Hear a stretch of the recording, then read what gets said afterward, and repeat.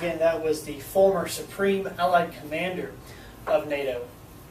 Now, it's no surprise that this former Supreme Allied Commander of NATO would want NATO involvement. And I think what he's quoting there about the Article 5, the collective defense, an attack on one is an attack on all.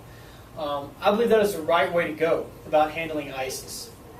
I mean, there is no doubt that this is an attack on a NATO ally, and all NATO members should come together and eradicate ISIS. And I think most of the public would be okay with that. Now, when we say we want NATO involvement, NATO is primarily America. It would definitely, involve other countries. It would mostly have our guys, though, on the ground.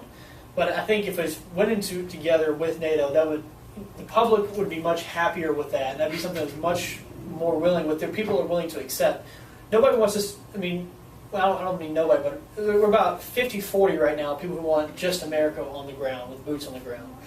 But just looking at it from a reality point, it's time now to get rid of ISIS. We need boots on the ground to do that. The airstrikes can only do so much. While they are, we're having mixed results on the airstrike. We have some good things, we have some bad things, and we've found that supporting fighters over there, helps a little bit, but it's not. It's going to just prolong things further. Now, I stated the same thing after ISIS bombed Turkey, who is also NATO ally last month. If you remember, they had twin suicide bombings there last month. And I said Turkey should invoke Article 5 of the NATO treaty. Because, like I said, they'll have to get together to take down ISIS if that were to happen. And a coordinated attack with NATO, not only would it destroy ISIS very quickly, but it would also drive Russia from the area as well. However, despite what many experts are saying, including that former NATO Supreme Commander, President Obama has defended his strategy for combating ISIS and during a news conference at the G20 summit in Turkey, which is where he is now. There's all the major leaders at the G20. He said sending large numbers of ground troops to Syria and Iraq would be, quote, a mistake. He went on to say that there will be an intensification of the strategy that we put forward, but the strategy that we are putting forward is a strategy that ultimately is going to work. Now, once again, this strategy is, he's put some 50 special operations boots on the ground, but that's it, and focusing mainly just on the airstrikes. He even admits, going on to say that his strategy will take time, and he insisted that the U.S. has not underestimated the ISIS threat.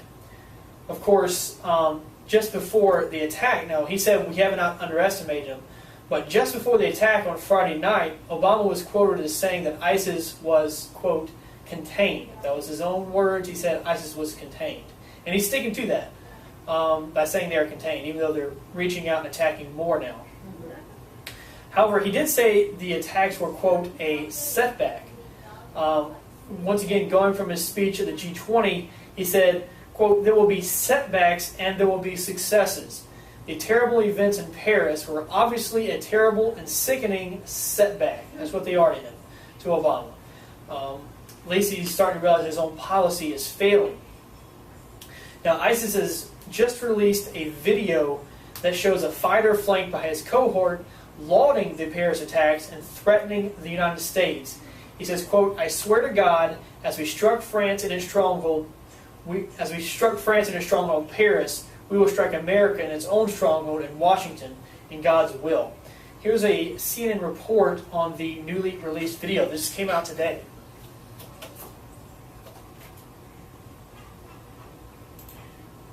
It is very much redolent to their usual language, goading on their enemies, but very specifically referencing the attacks in Paris here, and also saying that they wish to make a similar assault on Washington, the US capital. We say to the countries that participate in the Crusader campaign, I swear to God, a similar day that France went through, you will go through. I swear to God, as we struck France in its stronghold, Paris, we will strike America in its stronghold, Washington, with God's will.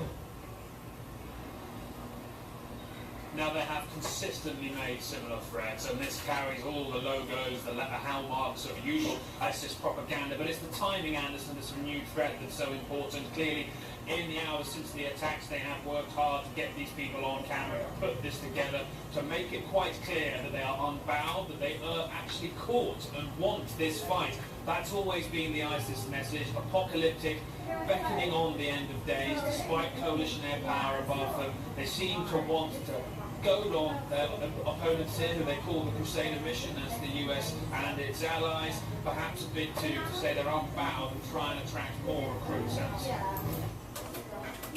So that was a video, that was just part of the video that was just released today, saying what we did to Paris, we're going to do to Washington, D.C., a direct threat to us. Now, I find it ironic that the president does not want to do more to combat ISIS, as it was his policy of getting us out of Iraq, no matter what anybody else said, and despite the advice of his commanders, that allowed ISIS to move in. Obama is the one responsible for the creation of ISIS. If he would have stuck with, if he just would have stuck there and stayed there, ISIS would not be there. They moved to the void when we got out. I mean, is it not time that we end these barbarians? I mean, or do we just have to wait until they attack us over here? How many more innocent people have to be killed? Like I said, we're seeing these bombings. You know, we see the going back to earlier this year, the executions of the Coptic Christians in Egypt, the suicide bombings in Turkey. And then now these very atrocious attacks in Paris. I mean, is it really going to take the deaths of thousands of Americans of our own kind to get us to act? I mean, why does he care so little about our security? It's obvious that they can reach out now. We know they have that ability. This is a rude awakening to say, look, ISIS is here. ISIS has the ability to reach out. If they can reach Paris, they can reach any city in the United States for sure. I mean, and not only does he not care about that, but what about our allies? Like I said, France is a NATO ally, and the rest of NATO countries. I mean, this is an attack on France. We should get together and eradicate ISIS. Now, I find it very interesting that France sent its aircraft carrier named after Charles de Gaulle to amp up their strikes against ISIS. If you remember back in World War II, then Colonel Charles de Gaulle, he was colonel at the time, warned the French president and top generals they should preemptively strike Hitler. Instead, they did not listen to de Gaulle. They decided to wait for Germany to attack them, and before they knew it, the swastika was flying in Paris.